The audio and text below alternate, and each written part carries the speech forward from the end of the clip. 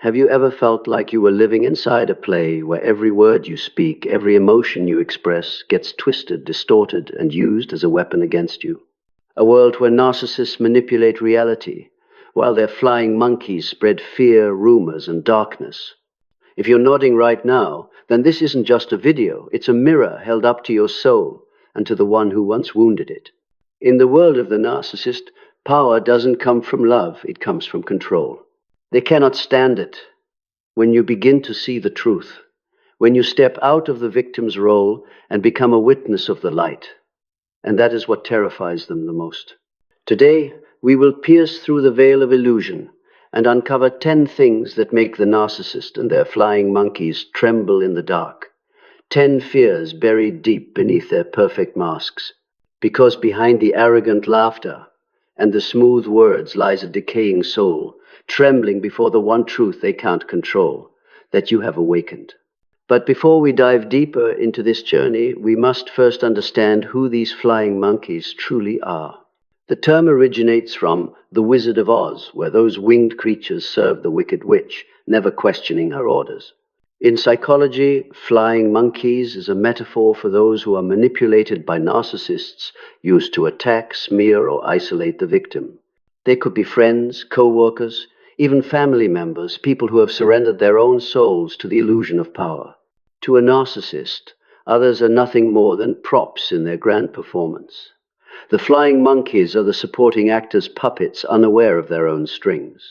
They do the dirty work, spread rumors and laugh at others' pain, all for a glance, a compliment, a fleeting sense of warmth from the false center they worship. But what they fail to realize is this: anyone who serves the darkness will eventually be consumed by it.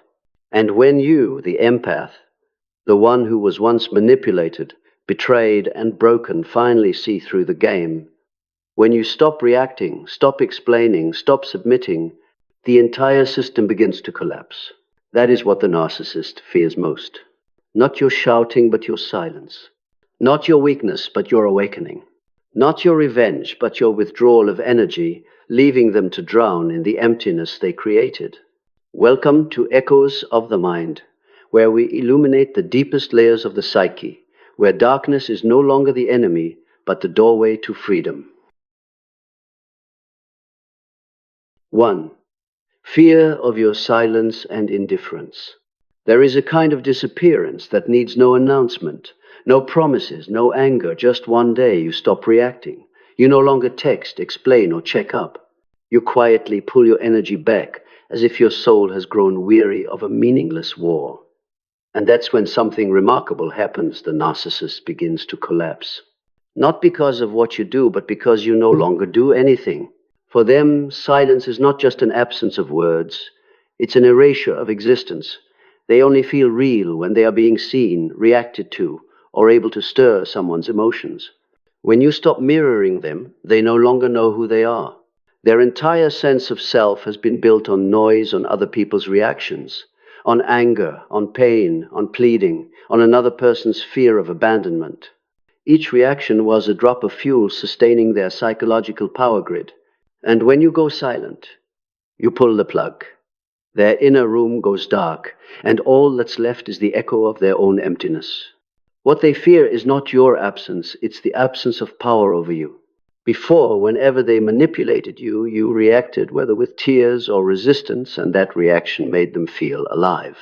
They believed that as long as they could shake you, confuse you, make you doubt yourself, they still ruled the universe. But when you choose silence, you step out of their orbit. And that's the one thing they cannot bear. A universe where you still live, still breathe, still smile without them. Your indifference is a lesson their ego was never built to receive. Narcissists live by the belief that they are irreplaceable. They treat other people's attention as proof of their worth. When no one is watching, they dissolve into nothingness. Your silence is not just the end of a relationship. It is the death of the illusion of power they spent years constructing. In that moment, they are left with no enemy to fight, no victim to control, no stage to perform on. They become the ghost of their own persona, floating through old memories, whispering names just to hear an echo that reminds them they once mattered. For the flying monkeys, your silence creates a different kind of discomfort. They have always thrived on drama, gossip, and emotional chain reactions. When you no longer respond, the game loses its thrill. Without you, they have nothing to discuss, to act out, to feed their sense of belonging to the right side. They start to wonder, why isn't she saying anything? Why isn't he reacting? They think you're plotting something, not realizing you've already left not just the relationship, but the entire energetic field that sustained them. Carl Jung once wrote, "Silence is not empty, it is full of answers." When you choose silence, you do what they never could. Sit with yourself, endure the stillness, and hear the true voice of your soul. While they see silence as punishment, you see it as liberation. While they fear the void, you find rebirth in it. That difference defines two paths. One keeps filling the void with chaos, while the other finds peace within stillness. They will try to break the silence at all costs. A message saying, "I miss you," a late apology, a vague post on social media, or a concerned friend reaching out on their behalf. They don't want you back out of love. They want to restore the feeling of influence. Every reaction you give, even a glance, reminds them that they still exist in your world. But when you no longer take the bait, when you look at them as you would a closed chapter, they feel soul deprived. Because their power never lay in truth, only in reaction. And once you stop reacting, their spell loses power. Silence is not a tactic, it's transformation. It's the moment you realize you don't need to win, prove, or explain. You understand that quiet can echo louder than words. You no longer need them to recognize your worth because you already do. And that is what terrifies the most, when your eyes no longer search for them, but turn inward. 2. Fear of exposure. There is no greater fear for a narcissist or their flying monkeys than being seen. Their entire existence is constructed from masks from the image they want others to believe, not the person they truly are. In their world, appearances matter more than essence, perception more than conscience, control more than love. They live to preserve an illusion, an image of perfection, success, and virtue, while their real soul decays beneath the polish. For them, being exposed is nothing less than ego death. Narcissists fear the light because the light does not lie. It does not flatter, bend, or shape itself to their will. It reveals everything they've spent a lifetime hiding: weakness, dependency, deceit, emptiness. And when that light comes from you, the one they once manipulated, belittled, deceived, the fear becomes unbearable, because you hold the real story. You have seen what they do in the dark, the subtle manipulations, double meanings, the cruelty disguised as care. You are the mirror they cannot control.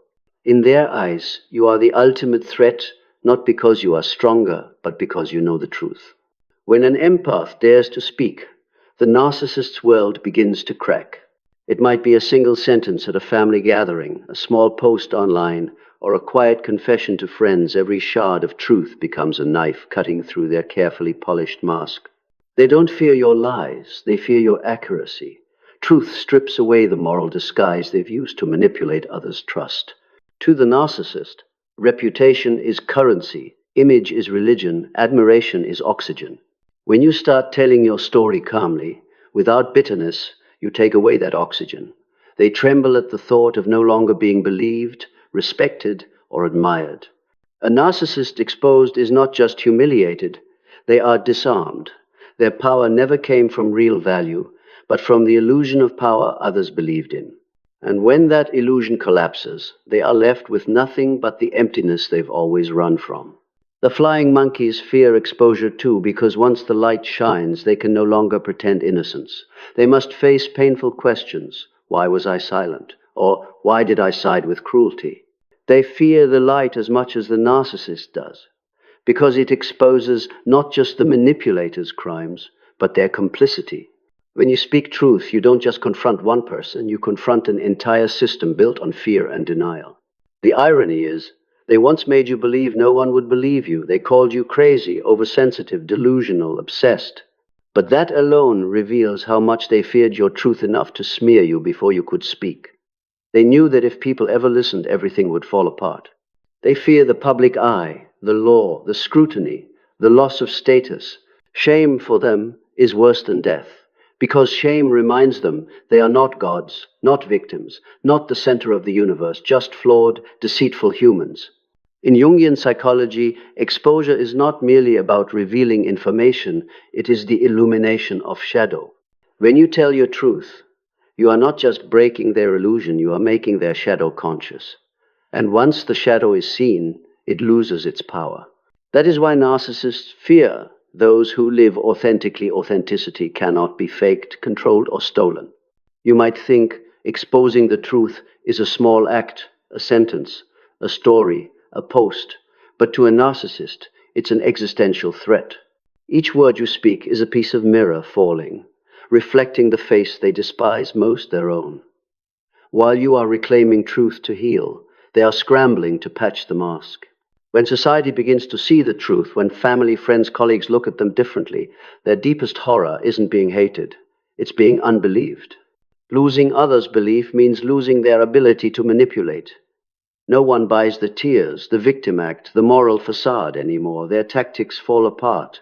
And so they start to crumble, not overnight, but through slow social isolation, as one person after another walks away in clarity. For many empaths, speaking the truth marks a spiritual turning point. It is not revenge, it is purification.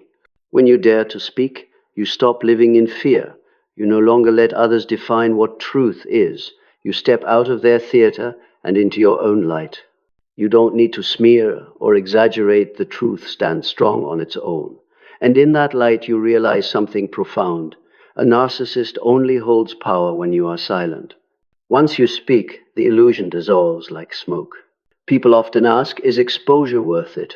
Will they really pay for what they did? The answer, not always immediately. But exposure is not about vengeance. It's about freedom. When you tell the real story, you reclaim your voice, your dignity, and the memory they distorted. You take back the right to define reality, something they stole from you. And that, to them, is the ultimate defeat. Their fear of exposure is not just about losing reputation, it's about facing themselves when there's no one left to deceive. When everyone sees clearly, they can no longer hide behind the roles of victim or savior. They are forced to confront their true nature, and they lack the psychological strength to do so. To them, being seen is annihilation, because image is all they ever were. And so they will do everything to silence you. Persuade, threaten, smear, sue. But if you remain steadfast, if you speak from truth, not bitterness, the light will spread. And light, once revealed, cannot be extinguished. 3. They fear healthy boundaries. In the mind of a narcissist, the concept of boundaries does not exist. Their world is a slippery domain where every line between self and other is erased, where every other soul is allowed to exist only as an extension of them. To them, you are not a person with thoughts, feelings, or the right to choose. You are a mirror they use to check whether their ego still shines. So when you set a boundary, even the smallest one, you're not merely saying no to an intrusive behavior. You're declaring something much larger. I am a being separate from you. And that is what terrifies them. Boundaries feel like betrayal to a narcissist, because in their world, love equals submission. When you say no, they don't hear a limit, they hear an insult. When you ask to be respected, they feel degraded. When you need your own space, they believe you're opposing them. In psychology, this is a boundary reaction, where a distorted ego cannot tolerate difference, because to them, difference equals loss of control. The enablers around them are the same. They've learned to survive by dissolving their own boundaries. They agree, appease, fake a smile, stay silent. They fear rejection, so they melt into the will of whoever is stronger. That's why, when you show up and live with healthy boundaries, you don't just unsettle the narcissist, you shake the whole dependency system around them. You become living proof of what they never want to admit. Real power isn't controlling others, it's self-control. Narcissists fear boundaries because boundaries expose the truth they avoid. They have no rights over you. Every time you say no, you remind them that love isn't ownership. Every time you meet provocation with calm, You prove they no longer have access to your nervous system. Every time you walk away instead of arguing, you reclaim the energy they used to drain. In psychological language, that is individuation, what Jung called becoming oneself. And to a narcissist, nothing is more threatening than someone returning to their own center, because boundaries signal a solid self. A person with a rooted sense of self cannot be manipulated. You don't need to shout or prove anything. Your composure is your declaration. Healthy boundaries aren't a fortress of isolation, they're a selective gate, letting the good in and keeping the harmful out. They aren't against anyone, they protect your energy, your time, your soul. When you say, "I need time for myself," you're teaching them that kindness is not infinite availability. When you say, "I don't accept that way of speaking," you're teaching them that love cannot be built on humiliation. When you leave a table where you're being disrespected, you're teaching them that your presence is a privilege, not an obligation. And of course, they will react. They'll rage, accuse you of being selfish, cold, changed. But behind those words is fear, the fear that their power game is over. They fear you've learned to love without sacrificing yourself. They fear you've stopped seeking external approval. They fear you've become someone they can't control. A person with a spine, principles, and self-respect. Boundaries scare them because they remind them of what they lack: self-control. Those who can't discipline themselves will always seek to control others. Those who don't keep promises to themselves will always violate others' promises. That's why your boundaries don't just make them angry, they make them ashamed, though they'll never admit it. Carl Jung wrote, "No one becomes enlightened by imagining figures of light, but by making the darkness conscious. Boundaries are that consciousness made visible. They are light shining on the places where you once allowed intrusions out of fear of losing someone. They are a reminder that true love begins when you know how to say no to what harms your soul." 4. Fear of losing control. Nothing terrifies a narcissist more than losing the ability to steer other people's minds. Control is the root of their existence, the one thing that confirms they still have power. From the smallest behaviors, how you speak, react, even breathe, they want to seize, define, and bend. They live inside a counterfeit safety built from manipulating others. When that collapses, their inner world turns to ash. Narcissists don't seek love. They seek power disguised as care. Every question, every piece of advice, every embrace carries a hidden message. I want to know what you think so I can bend it to my advantage. To them, you're not a person, you're a reflex, an emotional button, a gauge of power. Each time you react by crying, raging, or over-explaining, they feel reassured that they still control your psychology. But when you stop reacting, when you become still, when your gaze no longer sways with their storms, they panic. In their twisted belief system, if they can't control you, they cease to exist. Losing control is like losing their right arm. Manipulation is to them what breathing is to others, natural, instinctive, unconscious. They cannot imagine a world where people are free, where boundaries are honored, where they're not the center. When familiar tactics, blame shifting, gaslighting, playing the victim, or the silent treatment stop working, they feel abandoned like a child alone in the night. But what they fear isn't just losing grip on others, it's losing their self-illusion. Deep down, they never believed they had real worth. Power is the only garment that hides their inner emptiness. When you stand up, say no, or simply refuse to be dragged into their emotional game, you touch the oldest wound in their soul rejection. A narcissist spends a lifetime running from the feeling of being invisible, out of control, forgotten. And when you step out of their orbit, silent yet steady, they are forced to face this truth. You don't belong to them. They can no longer make you suffer, and they no longer get to define the meaning of your life. To them, this is a kind of psychic death. Jung said, "Where we no longer control, the shadow begins to emerge." When the narcissist loses a target to manipulate, the shadow they've buried begins to surface. They grow unstable, irritable, paranoid, and expose extreme behaviors they once hid. They will try to restore control at any cost: threats, pleading, promises, performative change, just to regain the familiar sensation of being in charge. What they don't realize is the more they thrash, the more they reveal themselves. An awakened empath no longer sees with the eyes but with awareness, and that awareness renders their tricks useless. Loss of control doesn't just break the narcissist, it shakes the entire dependency system around them. Enablers, co-workers, relatives, friends caught in their power web start to panic too. They realize if the leader can't control, the old order will collapse and they'll have to face themselves. Some will leave. Others will cling to the alliance by attacking you because in crowd psychology, when an idol trembles, they need a traitor to blame. Thus, you, the one who dared to step out of the game, become the symbol of the threat. They don't hate you because you're bad. They fear you because you're free. Freedom is the mirror that exposes their chains. Every time you live true to yourself without their approval, love, or acknowledgement, you unintentionally reflect the weakness they hide, and that drives them mad.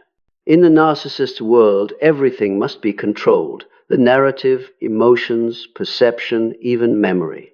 They rewrite history, distort truth, redefine what happened to ensure you're always wrong and they're always the victim or hero. When you begin to remember the real story, when you no longer buy the fabricated versions, they don't just lose your memory, they lose the power to author your life. And that's something they can never accept. In a controller's psychology, whoever tells the story holds the power. When you retell your story in an honest voice, that power leaves their hands and returns to you. For them, losing control isn't just losing a person, it's losing an entire psychic structure. Without someone to manipulate, the inflated ego begins to deflate.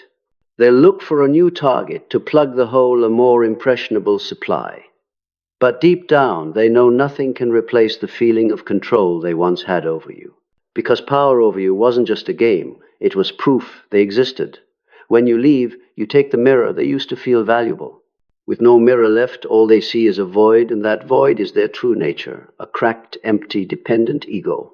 When they can no longer control the situation, they start over-controlling themselves to a pathological degree. They try to rebuild an image, working out, dressing up, flaunting on social media, faking happiness to prove, I'm fine. But behind the gloss lies quiet panic. Every post isn't a share, it's a test, checking whether people still look at them with admiration. When the reactions don't match the expectation, they plunge into what psychology calls narcissistic injury, an ego wound. They feel erased from the world, as if they never existed at all. 5. They fear accountability. There is one thing that terrifies narcissists, and they're flying monkeys even more than isolation or failure accountability. Not because they don't understand what it means, but because they understand too well that it's the sworn enemy of the image they work so hard to protect. In their world, every mistake must be carried by someone else, every consequence must be distorted, and every truth must be bent until it serves their agenda. To them, accountability isn't honor, it's a sentence. Narcissists fear accountability because it forces them to face the consequences of their own actions, something they've spent a lifetime running from. Since childhood, many learn to survive by blaming, "It wasn't my fault, she made me do it, I only reacted." These aren't mere excuses, they're psychological survival mechanisms. A shield against guilt, a feeling they lack the inner strength to endure. Deep down, they do not possess the foundation of self-reflection, what Jung called the capacity to face one's own darkness. So when asked to be accountable, they don't just fear judgment, they fear inner collapse. Because it would mean seeing the parts of themselves they've always denied: pettiness, weakness, and falseness. Accountability threatens them because it dissolves the illusion of omnipotence. Once they admit wrong, they can no longer hold the central role, the one who is always right, always pitiable, always noble. In their belief system, fault and weakness are forbidden words. They would shatter the power base built on a perfect facade. So instead of owning up, they rewrite the story. They become the victim of circumstances, the misunderstood helper, the one hurt first. Every time they dodge responsibility, they save their ego but forfeit another piece of their soul. What terrifies them most is when you stop playing along, when you look them in the eye and say, "This is what you did, and you are responsible. In that moment, the illusion of power begins to quake. They will deny, attack, reverse roles, even cry anything to avoid the fact that they were wrong. Psychologically, this is an ego panic, the inflated self sensing its own disintegration under the light of truth. For a narcissist, admitting fault is not just a loss of face, it's a loss of identity. They exist by way of a counterfeit perfection, and any crack threatens the whole structure. Their enablers are trapped in the same mechanism. They've grown accustomed to treating the narcissist narrative as the only truth because it makes them feel safe. They tell themselves, he didn't mean harm. She's just hot-tempered. They're good. Others misunderstand them. But when you stand up and calmly demand clarity, those rationalizations start to melt. They begin to realize truth cannot be bent forever, that justice, though slow, always finds a way. In that moment, not only the narcissist, but the entire web of complicity feels threatened. What scares them most is your steadiness. When you don't rage, don't react, don't retreat in the face of blame, but simply and calmly point to the consequences, you force them to confront their own shadow. In your eyes, they glimpse what they've forgotten. Accountability is a form of strength, not guilt. This they cannot understand, because they've long equated accountability with collapse. You don't have to punish or shame them, just keep the truth intact. In spaces where truth is preserved, lies evaporate on their own. Carl Jung said, "A person becomes real only when they take responsibility for their light and their shadow." Narcissists flee from this because they refuse to see the shadow. But an awakened empath understands that the shadow is not the enemy, it's the part that must be brought to consciousness to become whole. So when you ask them to be accountable, you're not only seeking justice for yourself, you are, however, unintentionally inviting them into the very process they've avoided all their lives. Individuation, the union of light and shadow. Most cannot bear that journey. They choose to run, to blame, to keep acting because their true darkness is too vast, too deep, and no one has guided them through it. They also fear accountability because it costs them their audience. Once truth surfaces, they can no longer manipulate through victimhood or heroism. People begin to see them differently, with suspicion, caution, even pity. And for the narcissistic ego, pity is a worse punishment than hatred. Better to be hated than seen as weak. Thus they will try to redirect the story, sometimes even staging a fake confession just to quickly regain sympathy. You will feel it. They are not truly remorseful, they're only sorry they were caught. Accountability is the one thing a narcissist cannot tolerate, yet it is the only thing that could set them free if they had the courage. Most do not. They keep running, keep blaming, keep living in the fantasy that the world owes them something.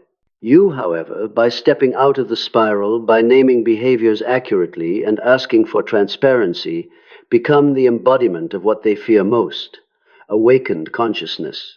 So while they hunt for someone else to blame, you quietly stand at a different level of awareness, where no one can manipulate you with guilt.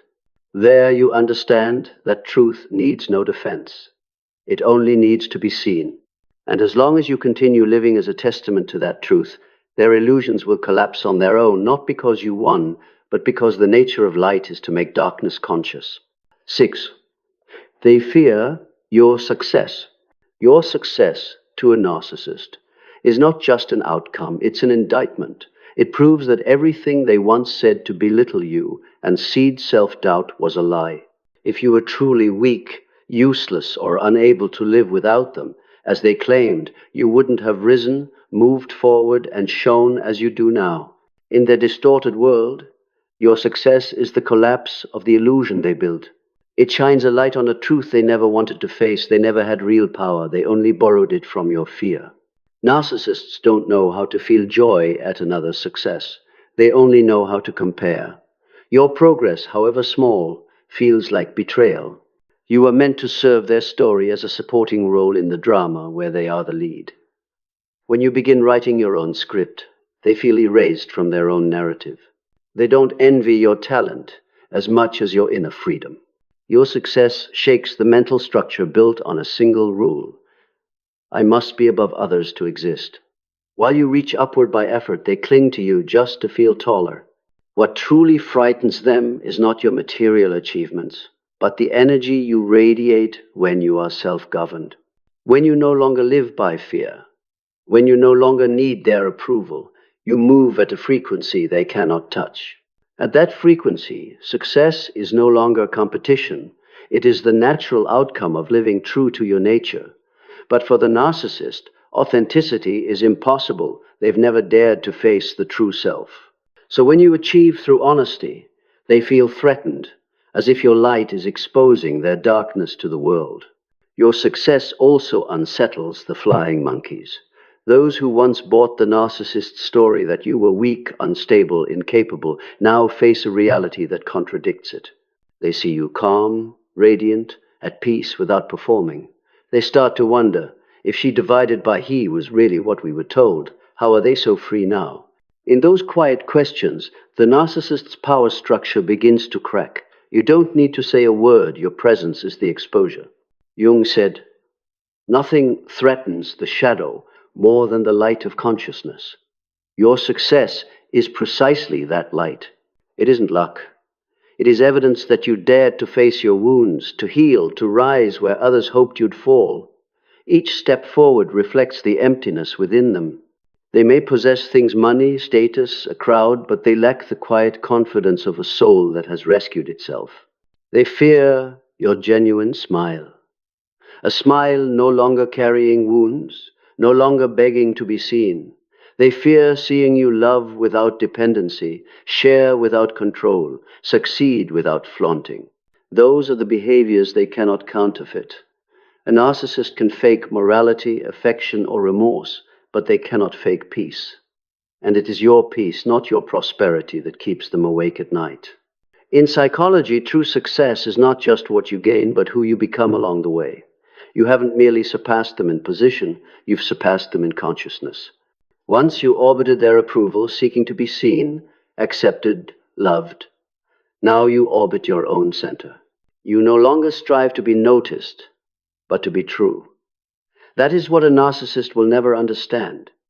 Your success needs no witness, because it arises from within, not from comparison. They will try to diminish your success. They'll say, you were lucky, fake, or trying to prove something. But deep down they know what you achieved did not come from luck, it came from will and freedom. You didn't beat them by winning, you won by no longer playing. When you stepped away from the board, they realized the game only existed because you stayed seated.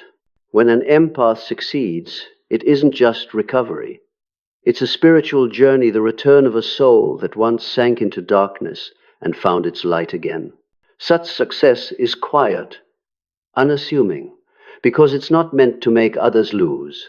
It embodies freedom, self-respect, and the knowing, I am enough without anyone's proof. And it is precisely this fullness that terrifies the narcissist more than any failure you ever endured. 7. They fear facing the truth.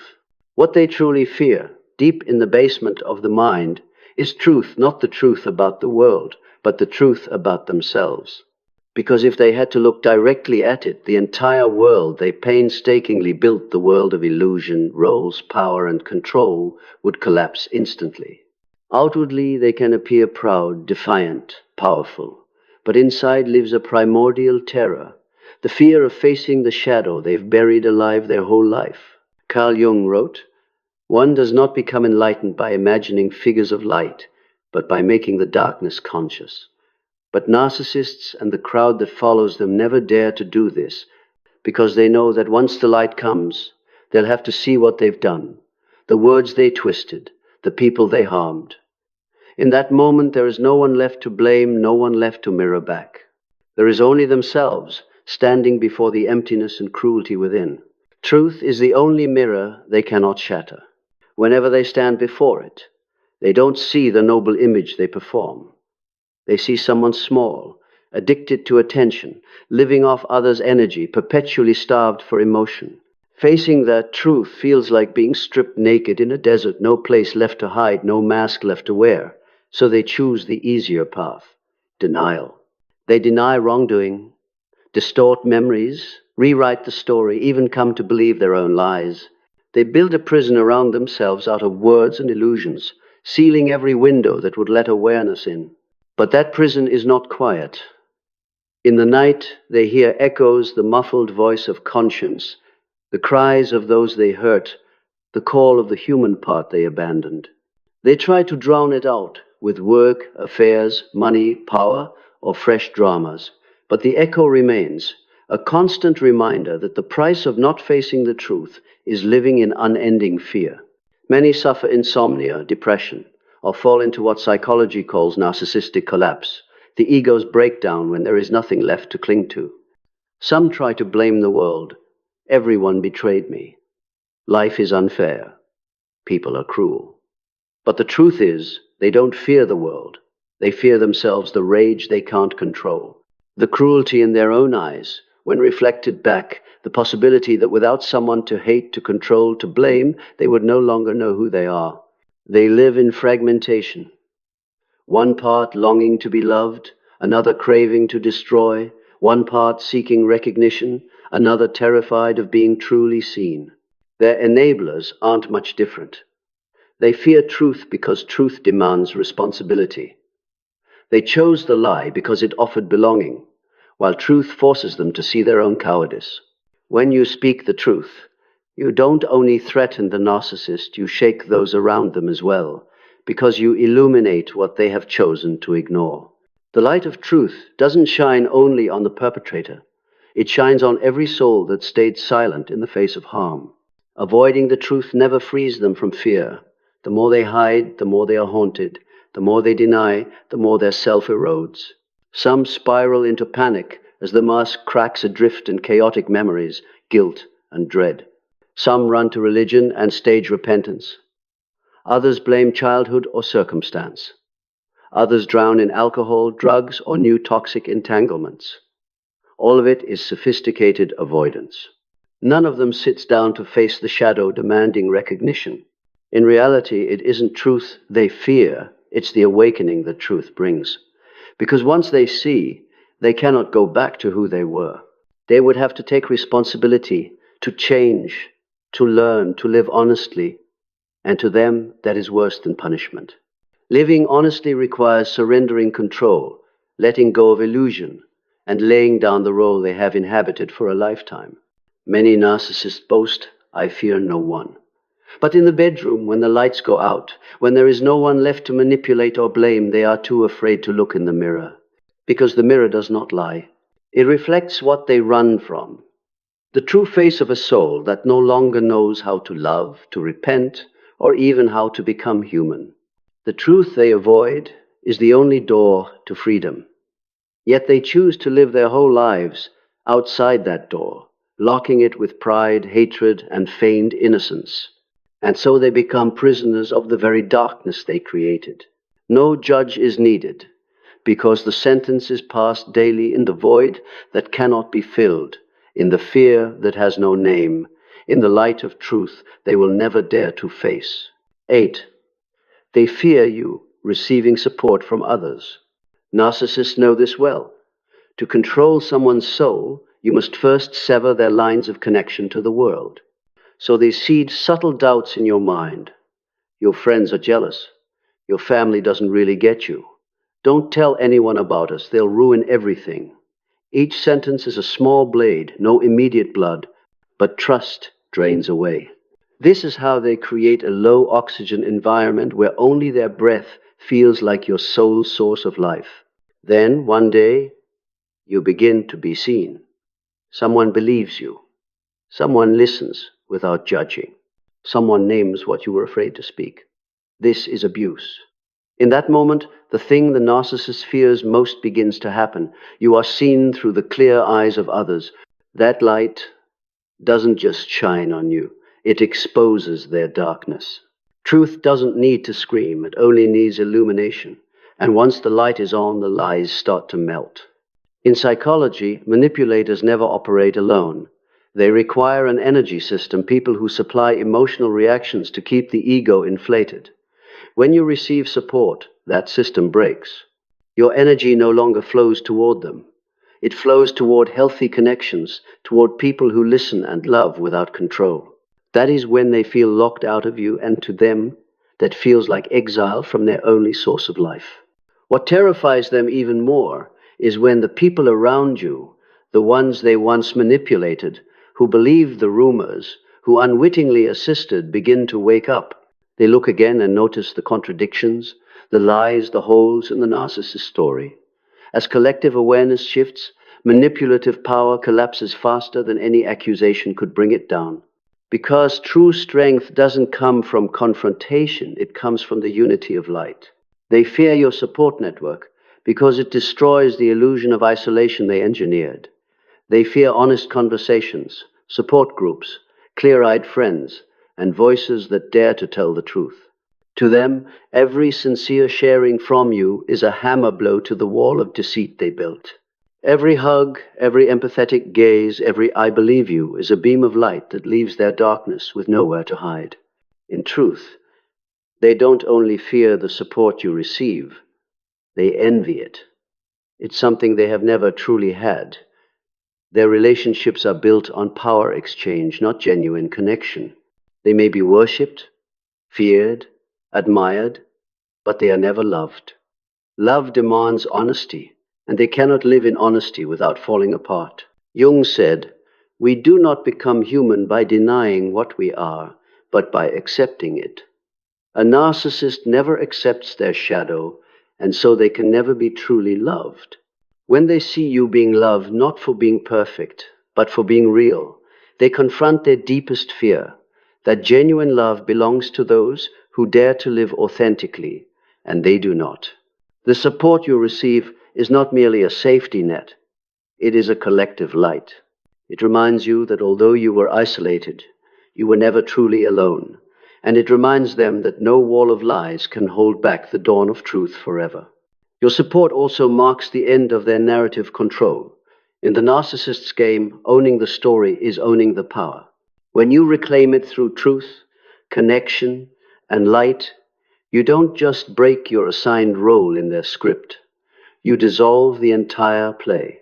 That is why they fear you being loved, heard, and believed. They fear the day people look closely and say, "She isn't crazy, he is toxic." Simple words, but for them, a sentence. Because once the world starts believing the truth, no one believes their performance. And nothing is more terrifying to those who live by lies than being seen exactly as they are. 9. They fear your disappearance from their life. A narcissist fears your absence not because they love you, but because they lose the shelter that once housed their ego. During your time together, they deposited their image of being powerful, needed, and special into your mind. When you vanish, that image can no longer be sustained. There's no one left to confirm they are the center, no one to reflect their illusion of uniqueness. They become lost in their own existence, like an actor cut from the play but still standing on a dark stage, with no spotlight, no applause, and no script left to read. Carl Jung once wrote, "The ego cannot bear the truth that it is not the center of the soul." When you disappear, you force them to face that reality. Your silence isn't an absence, it's a mirror. And in that mirror, they don't see you, they see themselves. Hollow, artificial, and meaningless without someone to manipulate. Your forgiveness confuses them because it doesn't come from guilt, but from awareness. You don't forgive to make them comfortable, you forgive to make yourself free. You don't need them to admit fault, to apologize, or to give closure. You understand they can't give what they don't possess. In that realization, you withdraw all the energy once imprisoned in the past. It is no longer forgiveness, it is spiritual release. The narcissist lives on drama.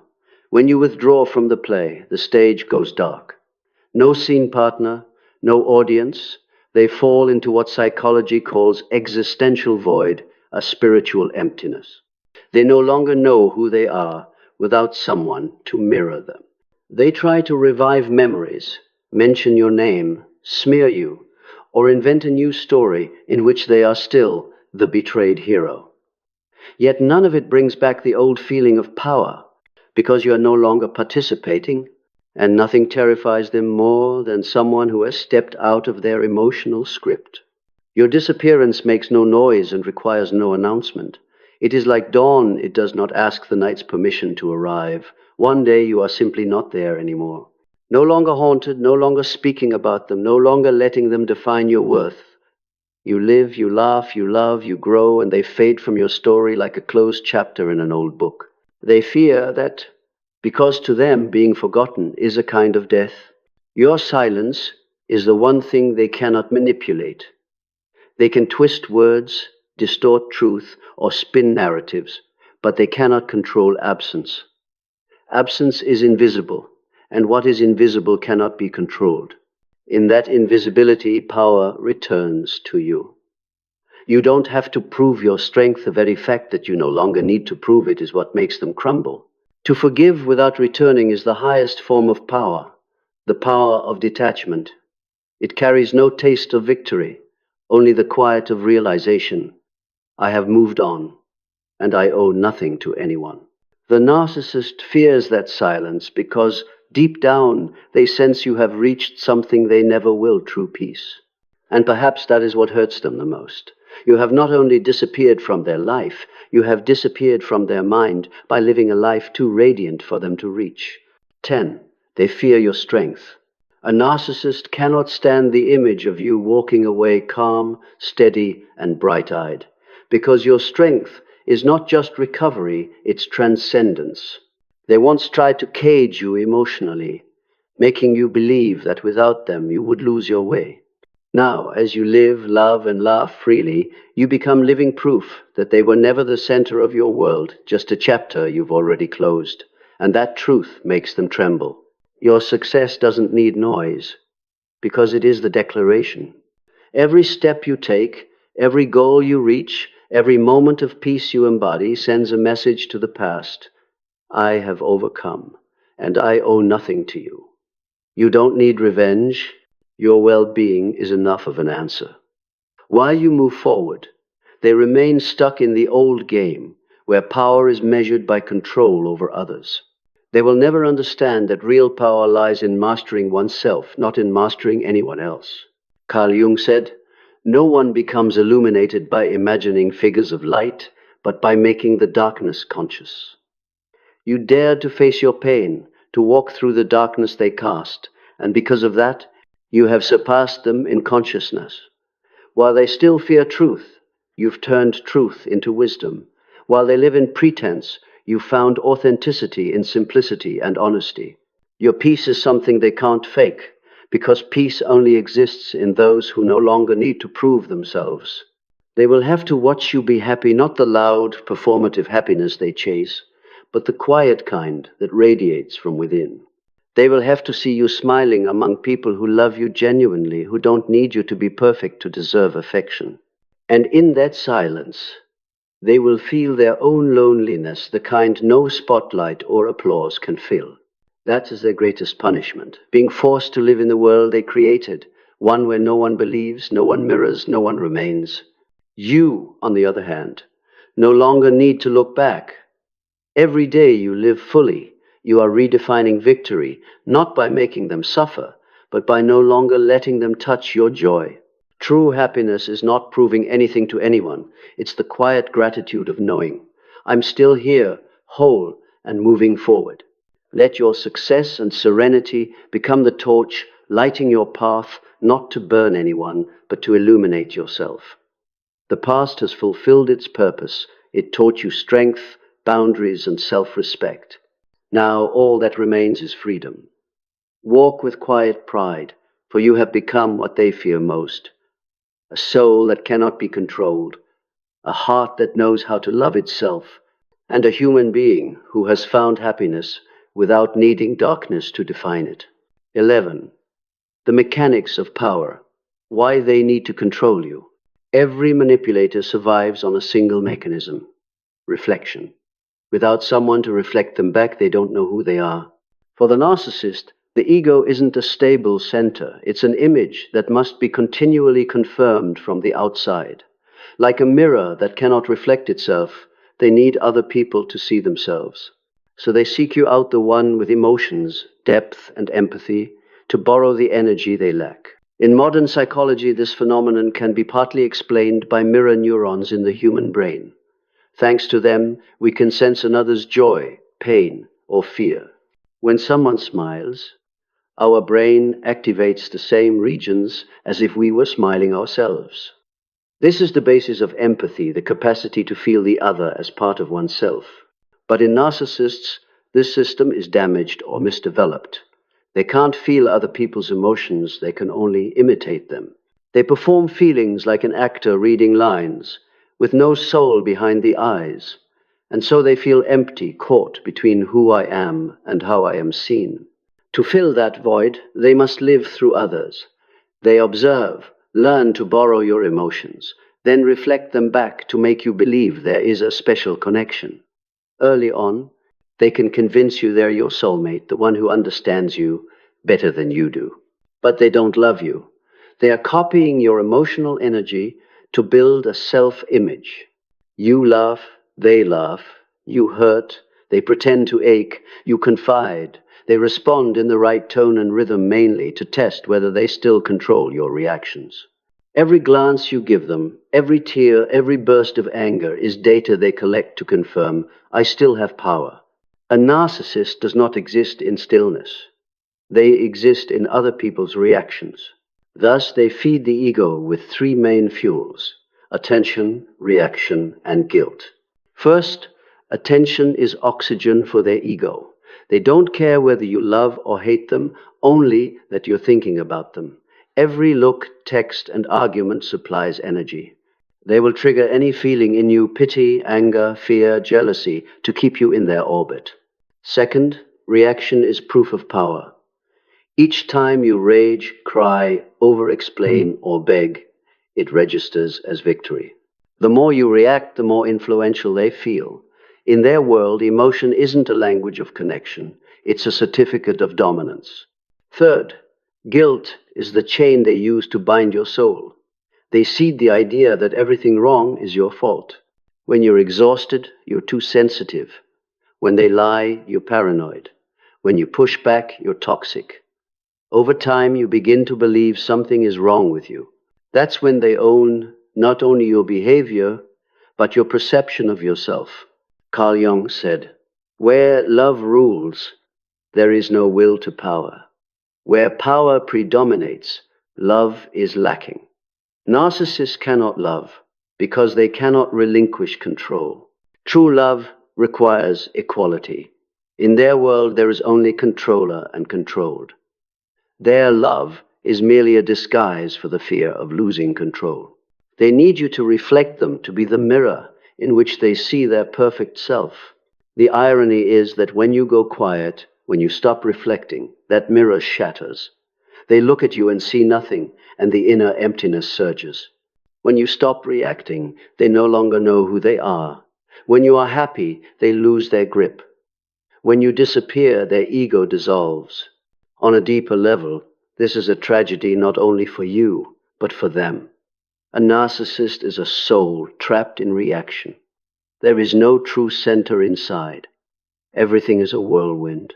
If they were to stop and listen, they would have to face the truth of their emptiness, that every victory, compliment, and adoration has been a curtain hiding a child who has never been loved unconditionally. Instead of looking inward, they run manipulating, controlling, siphoning energy from others. You become the supply not just of emotion, but of existence in their mind. They see themselves through the way you see them. That's why they fear most the moment you stop looking. When you are silent, they don't just lose control, they lose their source of existence. Your silence is like cutting off oxygen to their ego. With no echo and no reflection, they plunge into panic. They may attack, smear, beg, or feign remorse not to change, but to get you to react even once, to prove they still exist within you. But once you grasp this mechanism, you slip free of their control. You realize they were never strong, they were living on energy you supplied. When you stop giving, grow still, and turn inward, power returns to where it belongs. Your freedom begins at that moment when you recognize that love is for sharing, not draining. That kindness is not surrender, but knowledge of limits, and that silence is not weakness, but the declaration of inner strength.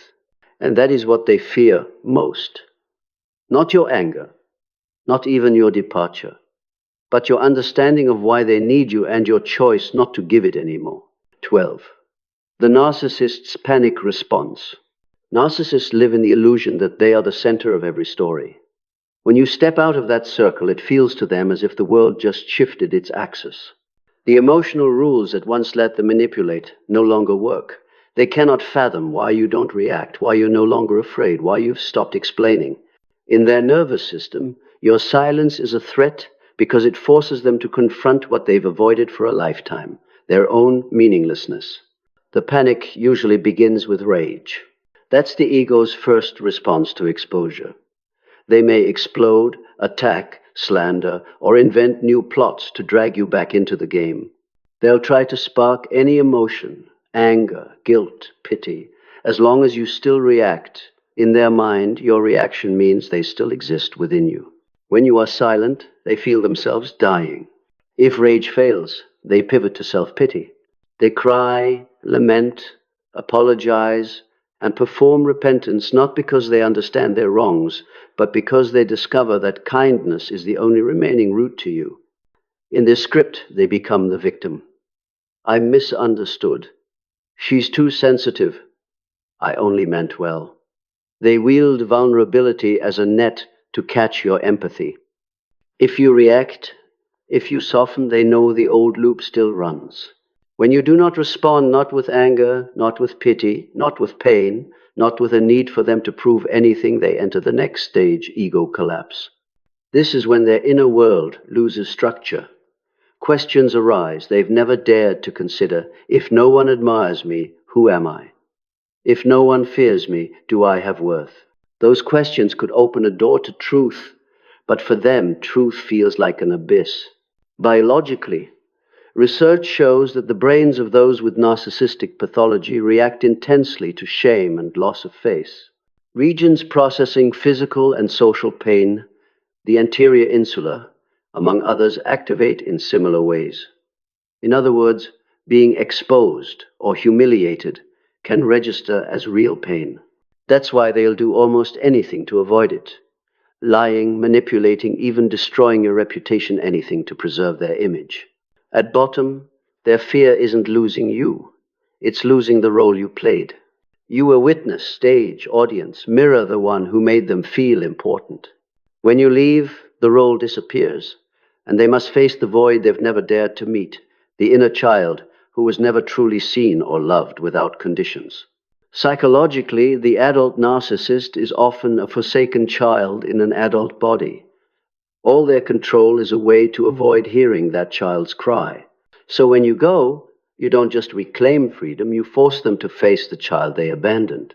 They fear that more than any revenge. They fear the light entering a room they've kept locked for years.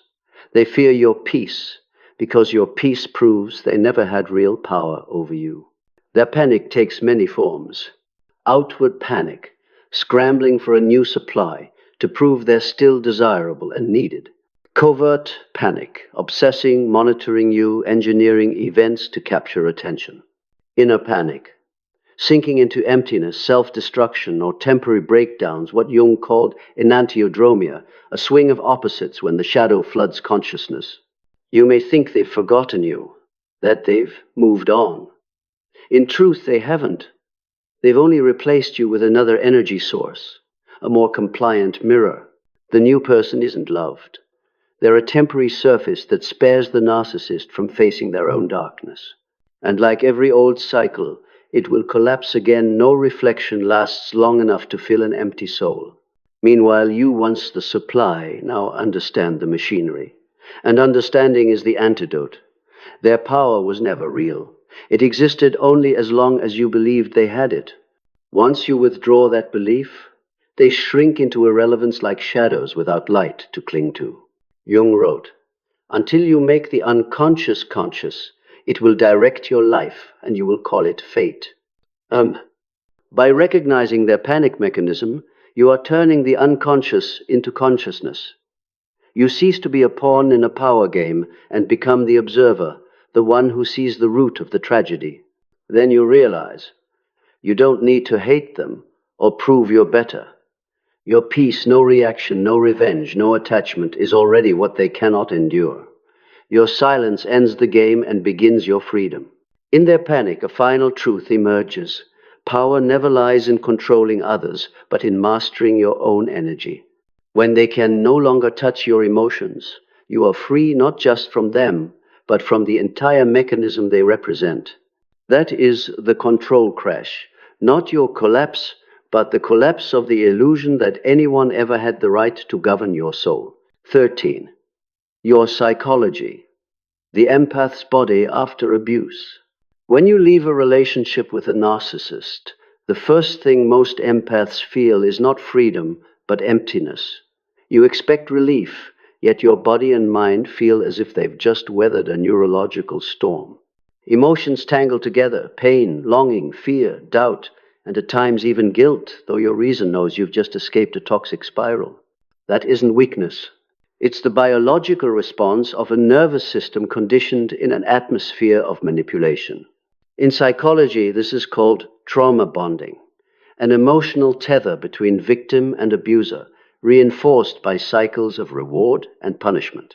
The narcissist hurls you into an emotional whirl: idealization, then humiliation; sweetness, then cold withdrawal. In order to survive, your brain begins to cling to them, as if to a source of life painful, yes, but familiar. On a biochemical level, every time they love bomb you after hurting you, your brain releases dopamine and oxytocin, the chemistry of pleasure and attachment. When they withdraw affection or frighten you, your brain pumps cortisol and adrenaline, stress hormones. The interweaving of pleasure and fear becomes addictive. Like a user clinging to a fix that's killing them, you keep seeking them out, not because you love them, but because your brain craves the familiar chemical state. This is why silence is so hard. When you go no contact, you're not just ending communication, you're cutting off the dopamine supply. Your brain reacts like it's in withdrawal: trembling, anxiety, insomnia, mood swings.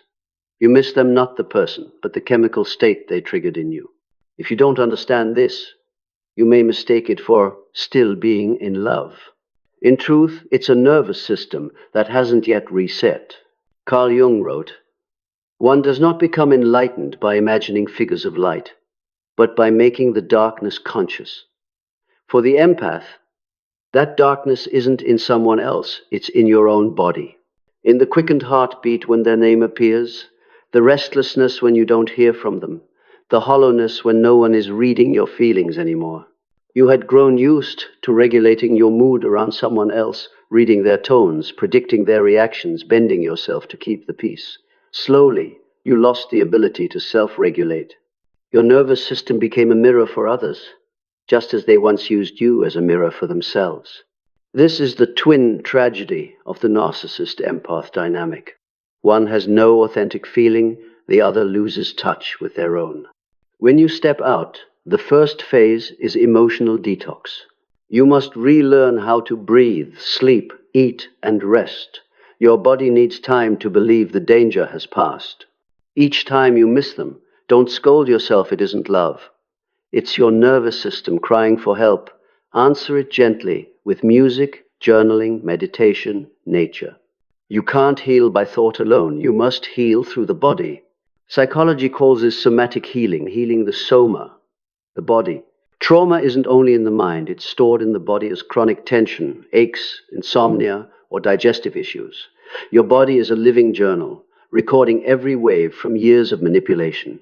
The only way to erase those lines is to teach your body to feel safe again.